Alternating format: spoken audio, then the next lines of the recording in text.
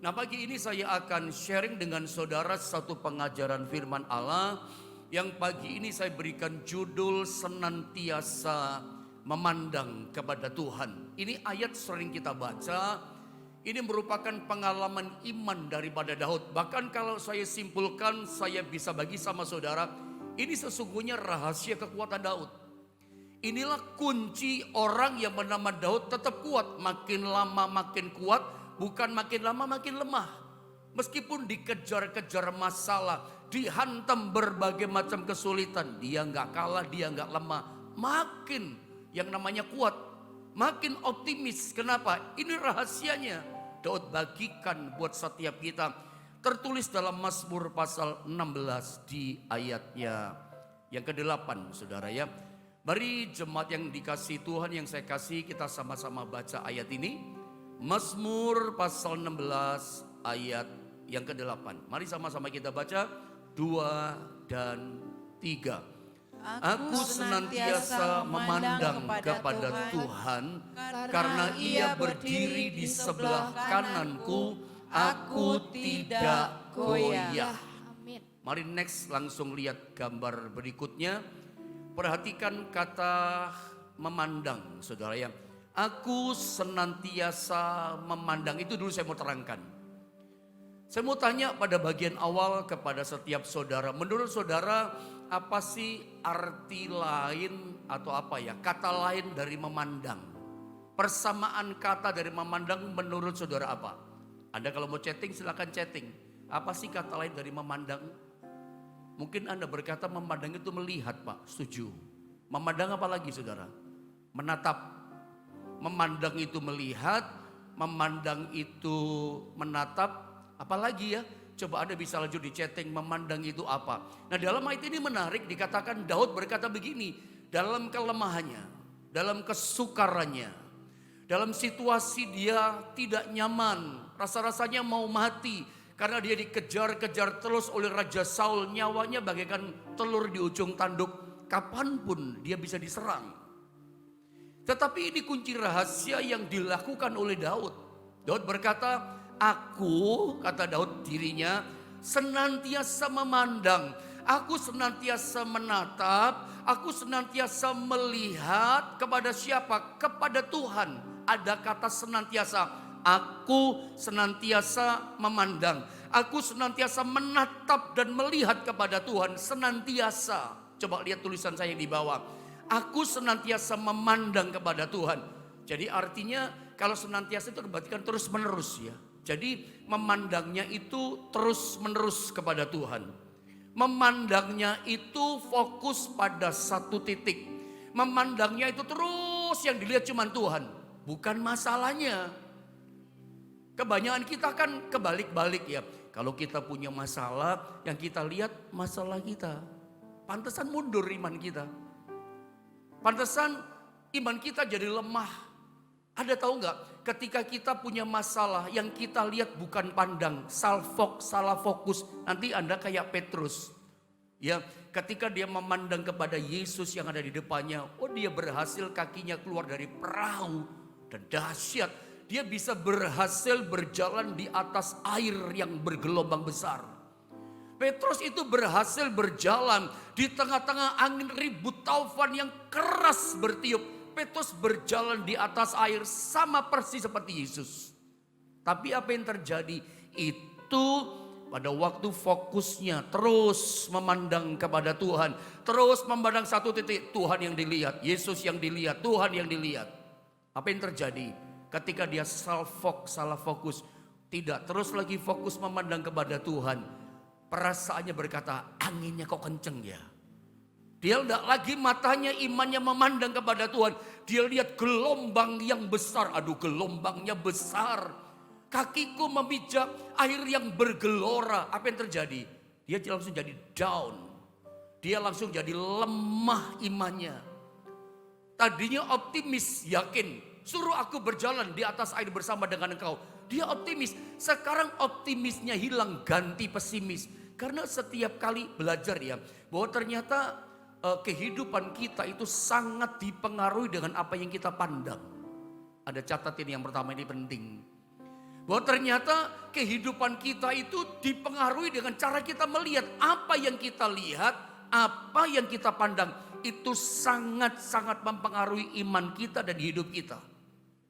Petrus ketika dia mulai memandang yang namanya air yang bergelombang, lihat keadaan situasinya, fokusnya salah, langsung dia tenggelam. Jadi jelas ya, kenapa sih orang ketakutan kayak Petrus? Karena dia barusan melihat sesuatu yang menakutkan. Apa yang dia lihat? Gelombang yang besar.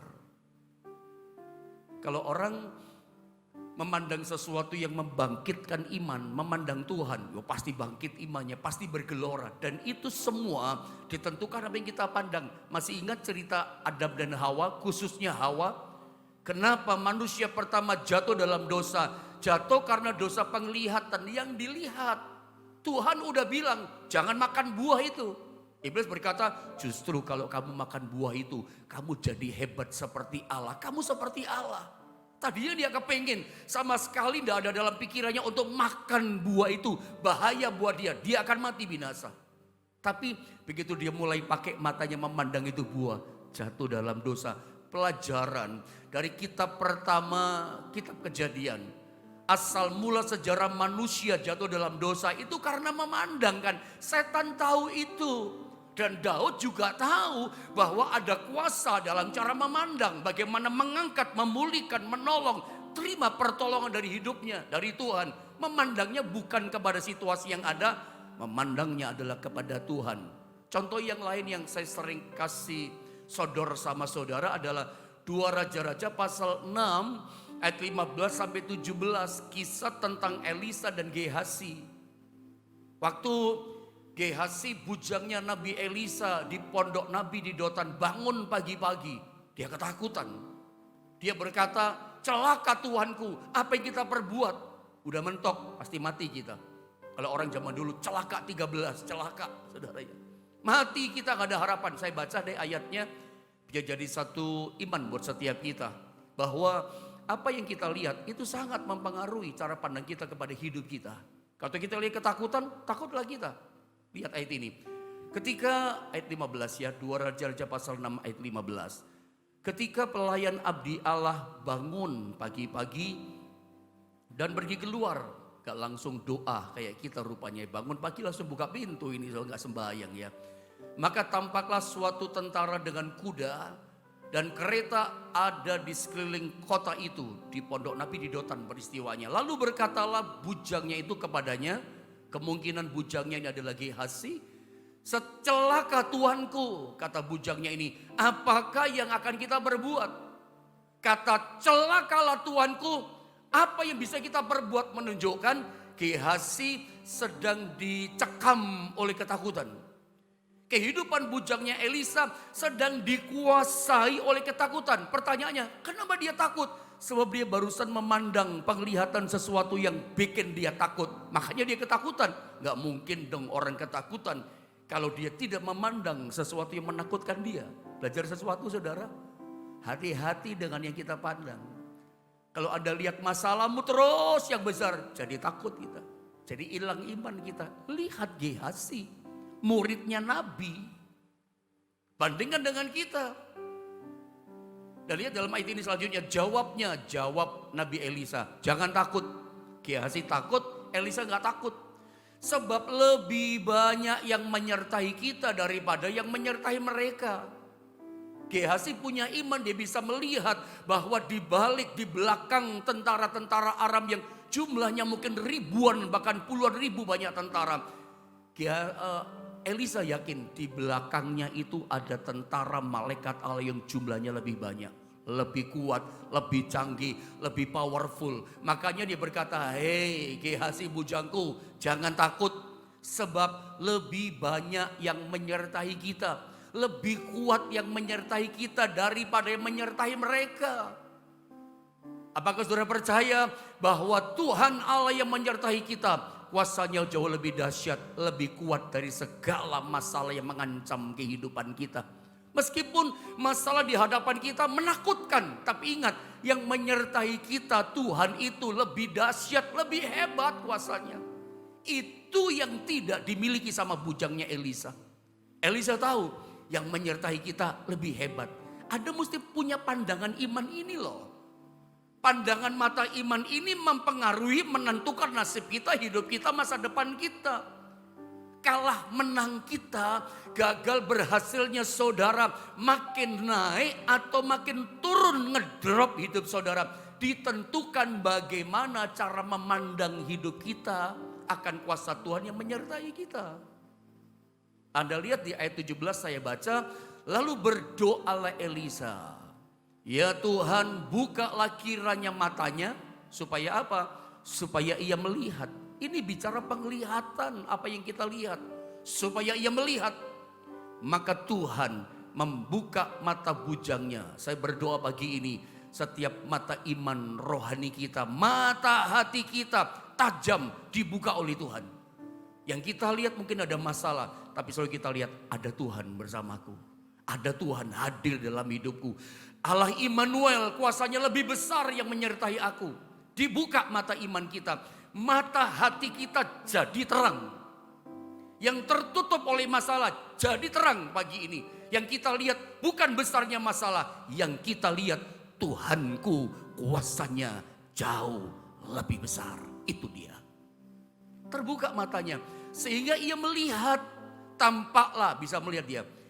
Gunung itu penuh dengan kuda dan kereta berapi di sekeliling Elisa. Ternyata betul. Tuhan tuh gak pernah tinggalkan kita. Saya suka mengajar ayat ini, suka pilih kata begini. Terima ini sebagai satu kebenaran. Gak usah pakai mikir. Bingung kalau Anda mikir, masa sih iya Tuhan menyertai saya. Ini terima saja, dipegang saja ini kebenaran firman. Dengan roh yang menyala-nyala. Terima, tangkap ini firman Allah. Bahwa dalam situasi sesukar, seberat, sesulit apapun. Terima ini. Pegang ini kebenaran firman Allah. Bahwa ada Tuhan yang kuasanya lebih besar menyertai hidupku. Ada satu pelajaran tentang memandang. Di Alkitab banyak ya. Banyak. Saya nggak bisa ceritakan satu persatu. Tapi saya kasih contoh satu lagi. Supaya melandas firman Allah ini. Bahwa apapun kita hadapi. Pandang Tuhan bukan masalah. Kalau kita pandang masalah kita. Drop kita. Optimisnya hilang jadi pesimis. Nah. Nanti tolong dibaca di rumah saja supaya tidak berkepanjangan. Kisah Rasul pasal 3, pasal 2 itu kan peristiwa Pentakosta. Petrus dan 120 orang dipenuhi dengan Roh Kudus. Hidup mereka tidak sama lagi, hidup mereka berbeda sejak Roh Kudus itu mereka alami. Menjadi pengalaman pribadi mereka, mereka begitu yakin Roh Allah diam dalam diri mereka. Petrus itu seorang yang sangat paham tentang cara memandang. Bahwa Allah itu bisa pakai saluran yang namanya memandang, melihat gitu. Contoh di dalam Kisah pasal 3, nanti PR ya, baca ayat 1 sampai ayat 10. Dalam ayat ini percayalah saya ceritakan saja begini. Petrus dengan seorang murid yang lain, nanti kalau kita baca itu namanya Yohanes ternyata. Sama Yohanes dia sekitar jam 3 sore mau ke bait Allah, mau berdoa ceritanya. Nah begitu nyampe di depan bait Allah rumah Tuhan itu ada namanya pintu gerbang indah. Setiap gereja itu kan ada pintu gerbangnya. Gereja kami pun pintu gerbangnya juga besar. Setiap gereja biasanya ada pintu gerbang. Nah di pintu gerbang di depan itu ternyata ada seorang pengemis peminta-minta yang Alkitab catat informasikan dia lumpuh sejak masa kecilnya dia lumpuh. Begitu dia lihat Petrus sama Yohanes datang, dia langsung pasang aksi. Dia pikir wah ini ada klien yang kaya ini mau kasih duit ya. Langsung dia pasang aksi, wah customer ini punya duit nih. Pak minta pak, belum makan pak, lapar pak gitu. Petrus berkata begini, di dalam ayat 6 apa 7, Petrus berkata begini, lihatlah kepada kami. Dipikir kata lihat, wah ini duitnya banyak, tapi saya cepat saja. Petrus berkata begini, lihatlah kepada kami, uang, emas dan perak tidak kami punya. Lalu apa kata Petrus? Demi nama Yesus orang Nazaret dikatakan berjalanlah. Perhatikan kalimat di ayat yang ke-6. Demi nama Yesus Kristus, ya orang Nazaret itu berjalanlah. Tapi di dahulu di ayat yang ke-6, ayat yang ke-5, apa ayat ke-6 katakan lihatlah kepada kami. Baru dia berkata, Mas Pera, aku udah punya loh. Tapi lihat kepada kami, demi nama Yesus orang Nazaret, berjalanlah gitu. Kalau misalnya orang yang lumpuh sejak kecil, ini gak nurut, gak lihat pada Petrus. Tapi lihat kaki yang kecil. Saya pikir sampai mati dia gak bisa jalan, tetap lumpuh. Tapi hari itu dia nurut. Ketika sang rasul berkata, lihat kepada kami. Dia lihat Petrus. Dan rupanya ketika dia lihat Petrus, menatap mata Petrus yang tajam, itu ada sesuatu yang terimpartasi. Kalau saya bahasakan gini, kayaknya ada satu mengalir kekuatan iman itu langsung masuk pada orang yang lumpuh sejak kecil. Untung dia melihat. Coba kalau dia melihat kakinya yang lumpuh. Karena Petrus begitu dikata, lihatlah pada kami demi nama Yesus orang Nazaret, berjalanlah. Dia langsung pegang tangan orang lumpuh itu, dibantu berdiri. Ini ayat 7 saya baca, munculkan tolong multimedia. Lalu ia memegang tangan kanan orang itu dan membantu dia berdiri. Dipegang tangan kanannya, ayo berdiri kamu. Seketika itu juga dahsyat loh. Seketika berarti langsung terjadi.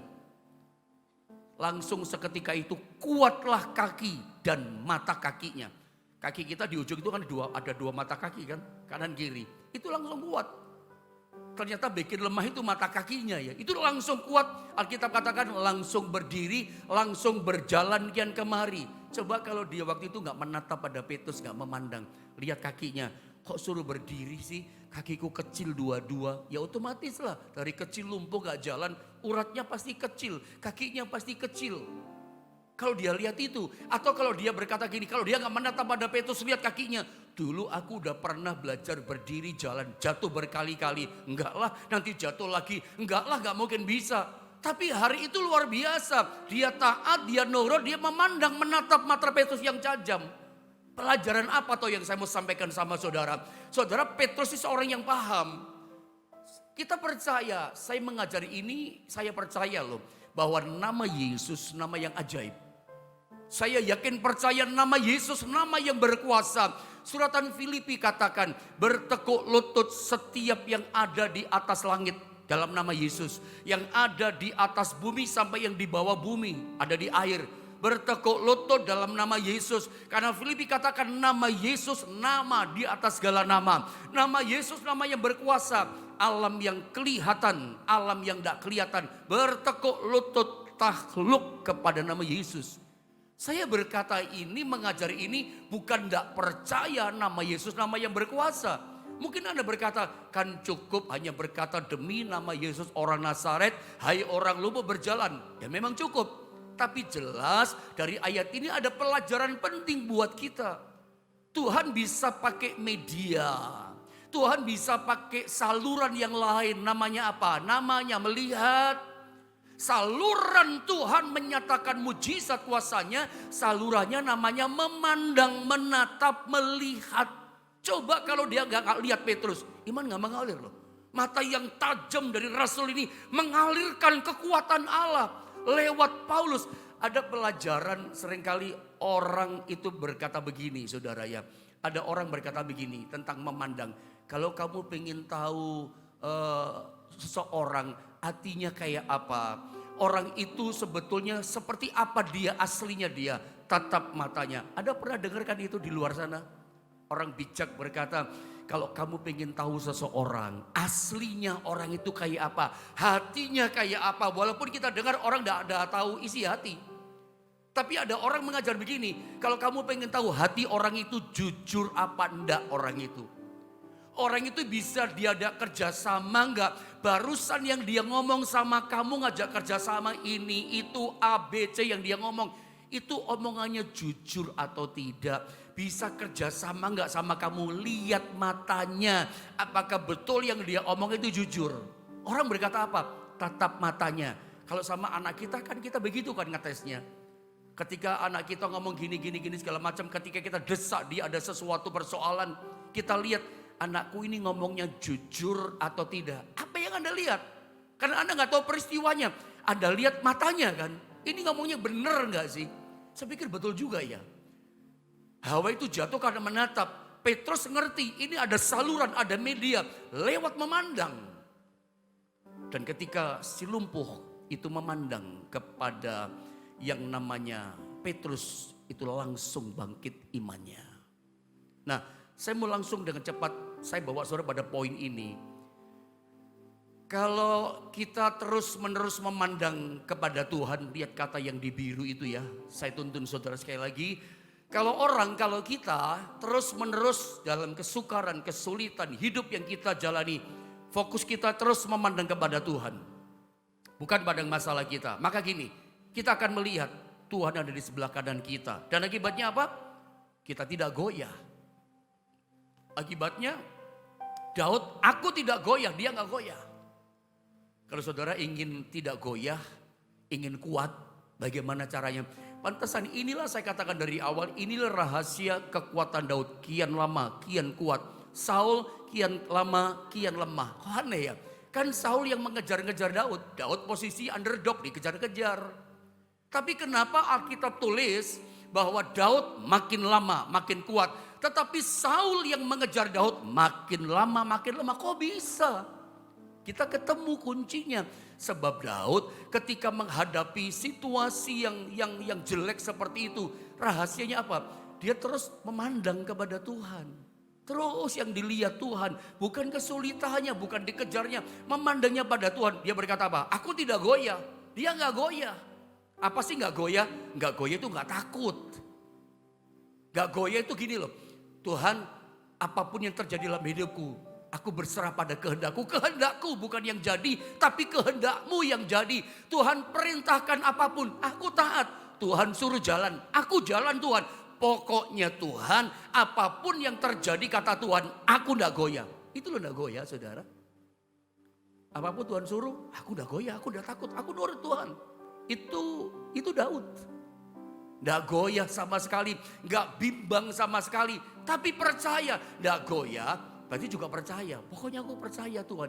Tidak goyah itu hasil karena terus menerus memandang Tuhan. Kenapa bisa gak goyah? Daud berkatakan, aku melihat Tuhan ada di sebelah kananku.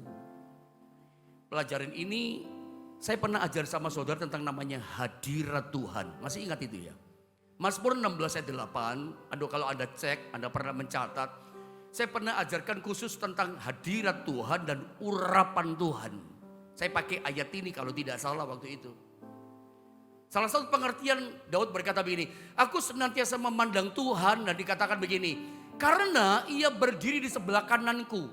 Kenapa Daud pakai kata Tuhan berdiri atau Tuhan itu ada di sebelah kanannya dia? Kenapa bukan di sebelah kiri? Kenapa bukan seperti Yohanes 10 misalnya Tuhan ada di depan sebagai gembala? Kok Daud berkata di sebelah kanan? Sebetulnya bukan masalah kanan kiri muka belakangnya. Kehadiran Tuhan, sebelah kanan itu bicara hadiratnya. Sebelah kanan, kata kanan itu bicara kehadiran Tuhan ada bersama kita. Contoh, ayat Alkitab katakan bahwa Yesus itu dia duduk tahtanya di sebelah kanan Allah Bapa di sorga. Itu bicara kehadirannya, posisinya. Dia itu ada di sebelah kanan Bapa di sorga hari ini sebagai pendoa syafaat yang mendoakan kita. Jadi arti kanan itu bicara posisi. Arti kanan itu bicara kehadirannya, dia dekat dengan kita. Tapi saya ulang ya, sebetulnya bukan persoalan kanan kiri muka belakang. Tuhan itu maha hadir, bahkan dia di dalam hidup kita. Kita gak pusing dengan kanan kiri. Dulu ada lagu, kanan kiriku ada Tuhan, sekelilingku ada Tuhan. Ya, di mana-mana pun Tuhan ada, mau di atas kita. Kenapa bukan di atas gitu, tapi kenapa sebelah kanan? Kanan, saya ulang, itu bicara posisi Tuhan. Dan anehnya ya, gini loh, saya sudah coba cari-cari di ayat Alkitab sepanjang Kejadian sampai Wahyu. Tidak ada orang yang berani menuliskan mengatakan Tuhan di sebelah kananku, ya cuma orang ini namanya Daud. Tapi memang menurut saya Daud itu seorang yang paling paham, paling ngerti siapa Tuhan. Orang ini punya hubungan keintiman yang sangat dekat. Dan heran, ajaib menurut saya, Tuhan gak marah gitu loh. Tuhan gak murka sama orang yang bernama Daud. Ketika Daud itu mencoba memposisikan Tuhan pada satu titik. Sebetulnya Tuhan itu kan bukan cuma di sebelah kanan. Ya dimanapun Tuhan itu ada. Bukan cuma di kanan kita, di dalam kita dia ada.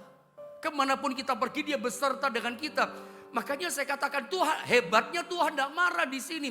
Meskipun diposisikan di satu titik sama Tuhan, sama Daud di sebelah kanan. Tujuan Daud memposisikan Tuhan di sebelah kanannya sebetulnya bukan untuk membatasi dia yang besar dan dia yang tak terbatas. Tapi Daud itu memposisikan Tuhan di sebelah kanannya itu untuk memberikan sebuah kepastian hatinya. Tuhan itu selalu ada di dekatku gitu loh. Tuhan gak pernah jauh dari hidupku. Dia ada di dekatku. Kanan itu bicara dia ada di sebelah dekatku. Hadiratnya ada. Seperti Bapak dengan Yesus sebelah kanan tadi loh. Dekat. Tujuannya bukan membatasi Tuhan yang tak terbatas. Saya pernah ajarkan Tuhan itu gak punya alamat. Ada jangan bingung, kan surga alamatnya Pak. Loh, Anda pernah baca gak Yesaya pasal 66 ayat 1? Surga itu langit itu cuma tahtanya. Pernah baca kan? Surga itu cuma tempat duduknya. Nah ini dia ayatnya, saya baca ya supaya jelas ya. Beginilah firman Tuhan, langit adalah tahtaku, surga heaven adalah tahtaku. Cuma tempat duduknya. Dan bumi adalah tumpuan kakiku. Ayat yang lain itu pun cuma satu kaki. Bumi tidak bisa menampung kakinya Tuhan dua-dua. Tumpuan kaki cuma satu. Tumpuan itu gimana sih? Cuma bertumbuh satu kaki. Gak bisa menampung dua kaki. Ya seperti sepotong meja ini saja. Cuma tumpuan saja. Kenapa saya ngomong gini sama saudara? Kenapa saya munculkan ayat Yesaya 66 ayat 1. Mesti saya ngomong sama saudara. Tuhan itu besar. Bumi gak bisa menampung Tuhan, sorga gak bisa nampung Tuhan. Tuhan itu lebih besar dari sorga. Ya, lebih besar dari semuanya. Sorga itu dia punya, dia buat sorga. Dan sorga itu gak ada apa-apanya dibanding Tuhan. Tuhan lebih dahsyat, lebih indah, lebih luar biasa, bahkan lebih besar dari sorga. Dia punya alamat sebetulnya dia. Tapi ini loh orang mencoba bikin alamat sama Tuhan. Tuhan tuh alamatnya di sebelah kananku loh. Maksudnya apa? Dia ada di dekatku. Dan dia gak marah dialamatkan seperti itu. Dan sejak itulah bahkan ketika Yesus mati dikirimkan Roh Kudusnya untuk apa? Diam di dalam kita alamatnya malah. Luar biasa saudara ya. Makanya orang yang yakin dengan kebenaran ini, Tuhan gak pernah tinggalkan aku, dia selalu ada dalam hidupku. Itu hasil dari orang yang punya keintiman. Apapun dihadapi, tetap Tuhan yang dia pandang. Ingat, Tuhan punya saluran, salah satunya memandang kepada Tuhan. Makanya kalau punya masalah, dia Tuhan pandang Tuhan. Jangan pandang masalah. Kita suka memandang diri kita suka tertipu sama diri kita. Aku udah bisa apa-apa, ingat kita punya Tuhan loh. Kalau ada memandang kekuranganmu, semua yang kita hadapi, kita rasa lemah, aku udah bisa. Gak mungkin berhasil, gak mungkin jadi gini. Kita mulai berhitung dengan diri kita. Kita memang lemah. Ada pujian, ku tak dapat jalan sendiri. Ku tak dapat jalan sendiri. Tuhan tolong padaku.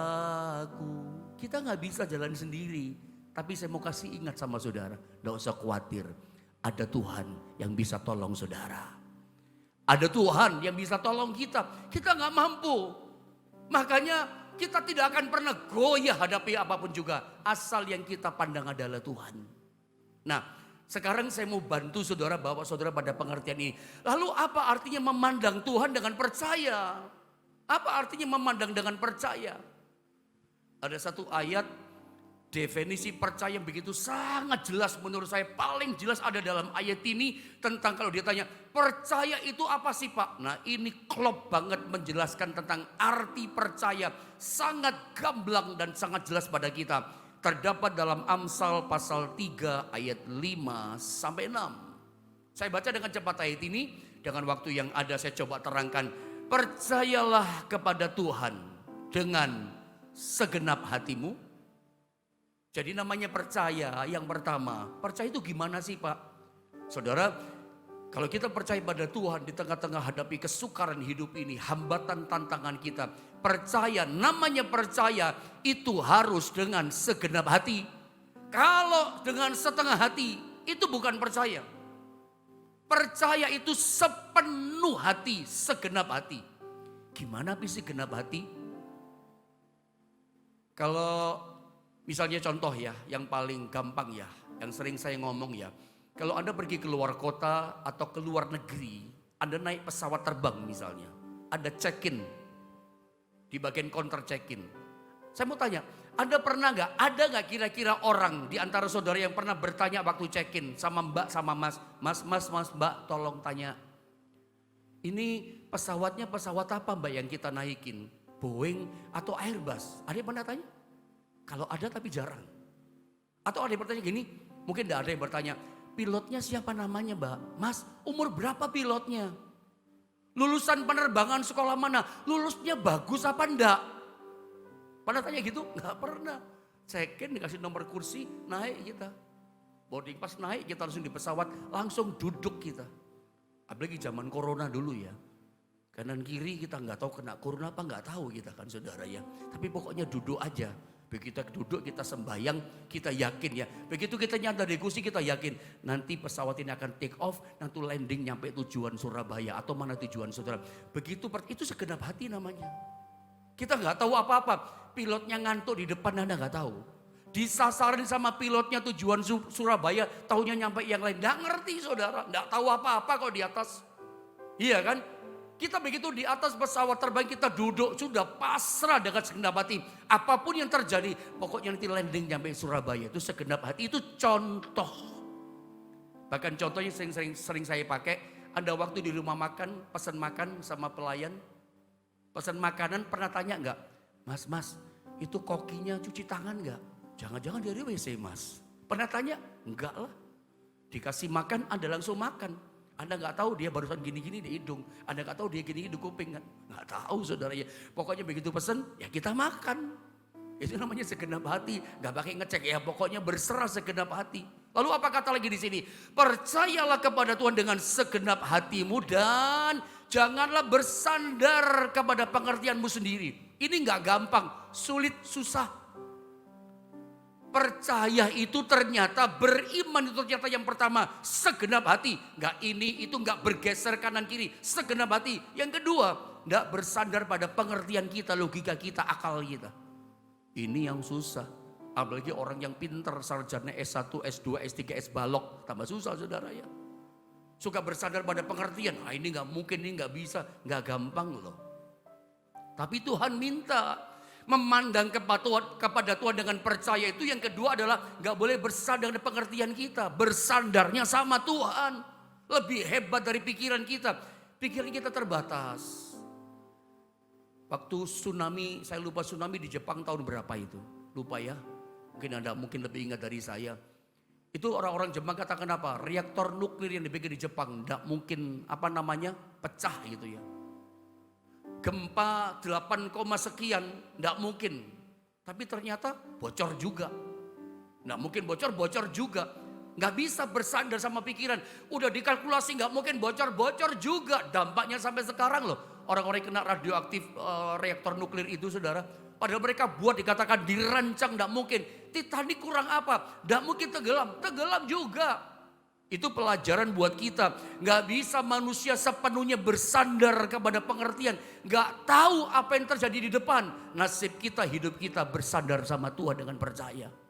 Lalu kalau kita bisa percaya segenap hati. Gak bersandar pada pikiran kita. Bersandar penuh pada Tuhan. Yang lebih dari segalanya. Akuilah dia dalam segala lakumu. Setiap jalan kita yang kita buat ada Tuhan. Landaskan dalam nama Yesus. Aku kerja hari ini Tuhan tolong sertai. Aku melangkah dengan Tuhan. Kalau kita akui dia dalam segala lakumu. Saya percaya bahwa semua yang terjadi pada kita itu Tuhan yang atur. Saya secara pribadi saya berkata sama saudara.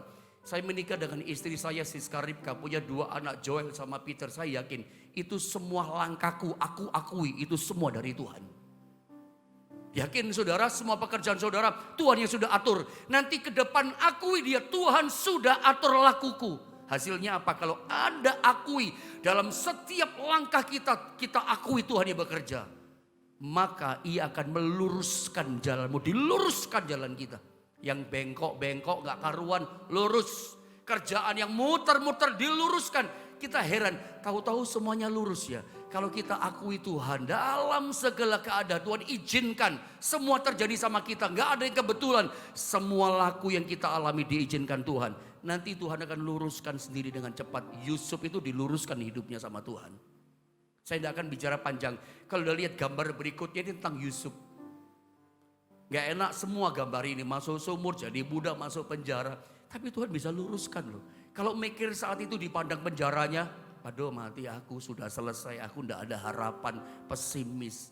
Tapi lihat Tuhan bisa luruskan loh. Jangan pandang yang sekarang. Jangan pernah dihentikan sama yang sekarang. Apapun sesulit keadaanmu sekarang, tetap pandang Tuhan dengan segenap hati. Ya, akui Dia dalam segala lakumu hari ini. Bahkan percaya Dia dengan apapun yang kita hadapi. Saya percaya, saya berdoa dalam nama Yesus. Pagi ini yang bulat-bulat pekerjaannya, jobnya bulat akan diluruskan sama Tuhan. Tuhan memberkati saudara pagi ini. Pandang Tuhanmu, Dia ajaib, Dia berkuasa, sanggup menolong setiap kita.